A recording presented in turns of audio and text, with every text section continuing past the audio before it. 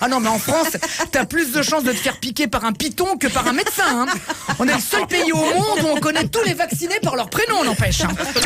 Willy Revelli met les points sur les i, matin, midi et soir, sur votre France Bleu ou francebleu.fr. La campagne de vaccination contre le Covid a débuté dimanche dernier à un rythme très soutenu.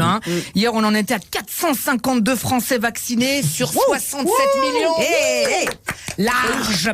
J'allais dire la vaccination avance à grand train. Bon, à grand train, un jour de grève, quoi. Non, mais 452 personnes en 7 jours, ce qui fait une moyenne d'environ 61 personnes par jour. À titre de comparaison, l'Allemagne, c'est 130 000 et le Royaume-Uni, 900 000.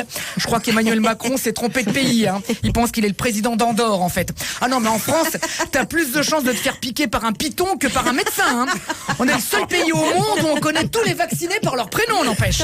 Non, mais on est tellement en retard qu'à tout moment, je m'attends à une annonce d'Olivier Véran qui nous dit que le vaccin contre la peste est opérationnel. Wouh!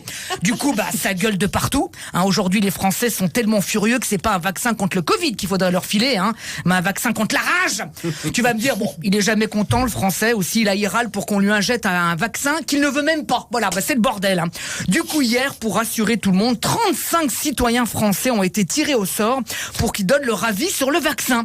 Tu vas voir qu'avec le bol qu'on a, les 35 tirés au sort seront tous des anti-vaccins. Voilà, comme ça, on sera bien avancé.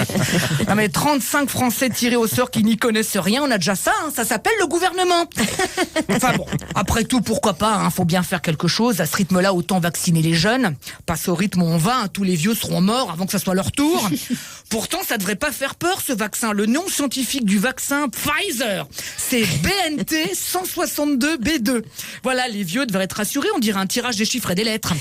Enfin bon, petite lueur d'espoir tout de même, on a commencé à vacciner les praticiens de plus de 50 ans. Voilà, c'est bien, ça avance. Je pense que ça fait partie de la phase finale des tests. Les laboratoires devaient être en pénurie de souris.